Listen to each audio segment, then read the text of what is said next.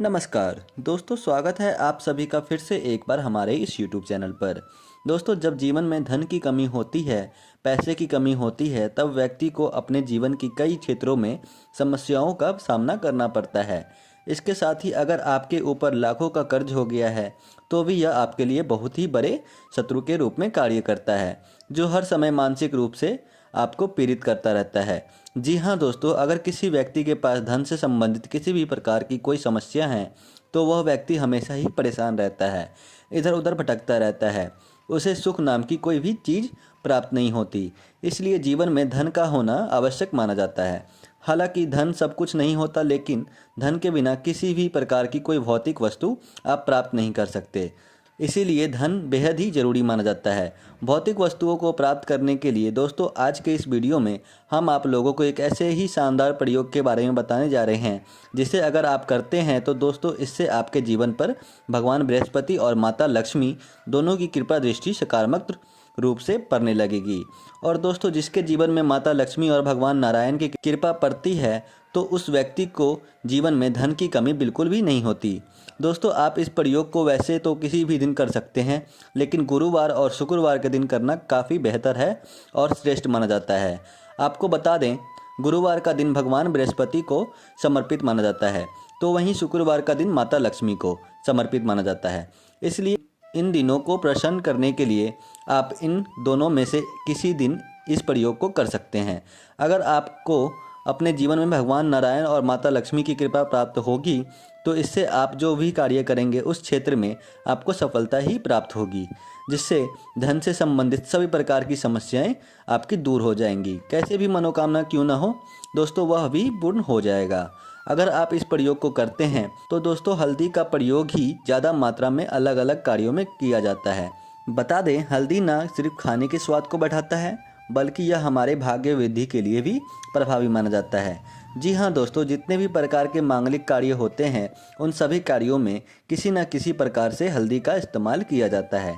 अगर आपके घर परिवार में कोई ऐसा व्यक्ति है जिसका विवाह काफ़ी लंबे समय से नहीं हो रहा है, तो उस व्यक्ति को नहाने के पानी में एक चुटकी हल्दी डाल के बोल दीजिए नहाने को। नियमित रूप से नहाने के पानी में एक चुटकी हल्दी डाल करके नहाने से विवाह का योग बनता है। अगर आपको ऐसा लगता है कि भाग्य का साथ बिल्कुल भी नहीं मिल रहा है, भाग्य कमज़ोर पड़ गया है, दुर्भाग्य ने आपको घेर लिया है, जो भी कार्य आप कर रहे हैं आपको सफलता नहीं मिल रही है, तो दोस्तों ऐसे में आप रोज़ाना नहाने के पानी में एक चुटकी हल्दी डालकर नहाना प्रारंभ कर दीजिए। इससे आपका भाग्य मजबूत बन जाएगा।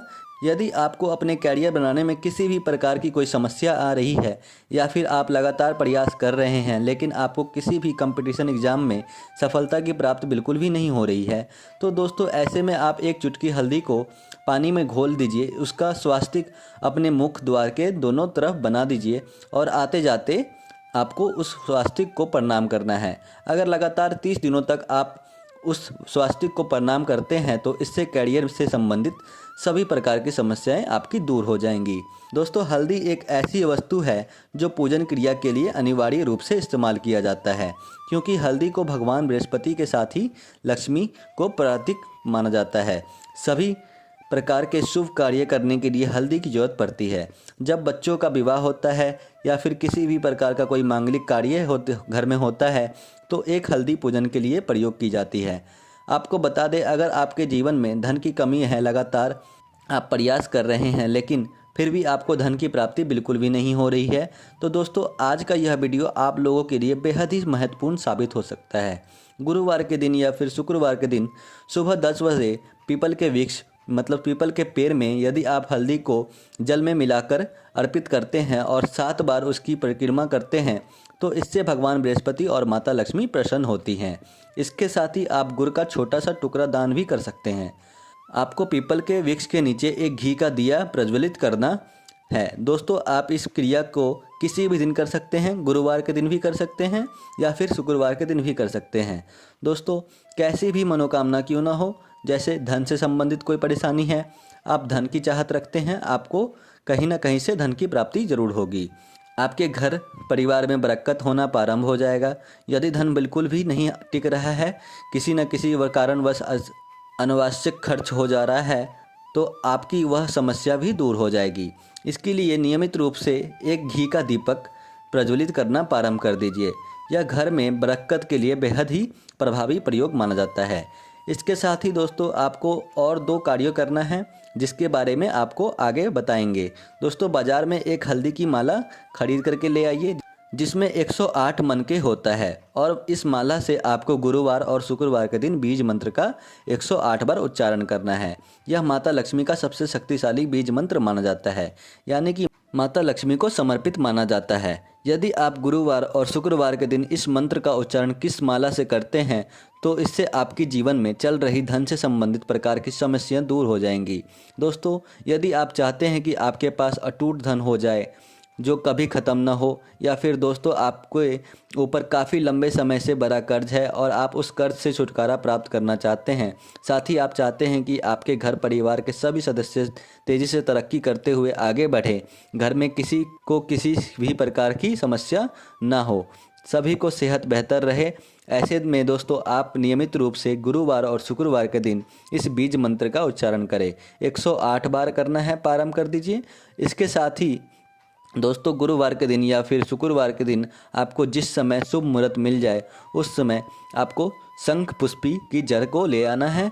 यदि आपको शंख पुष्पी के पौधे के बारे में मालूम नहीं होगा तो आप बड़ी आसानी के साथ उसकी जड़ को ले आएंगे। उस जड़ को अपने घर में ला करके सबसे पहले आपको स्वच्छ पानी से धोना है, फिर गंगा जल से आपको धोना है।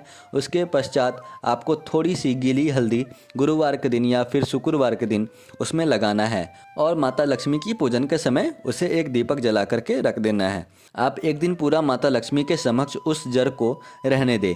आप सुबह के समय भी इस प्रयोग को कर सकते हैं और शाम के समय संध्या वंदना के समय भी आप इस प्रयोग को कर सकते हैं। उसके बाद दोस्तों आपके पास एक छोटी सी चांदी या फिर कांच की डिब्बी होनी चाहिए।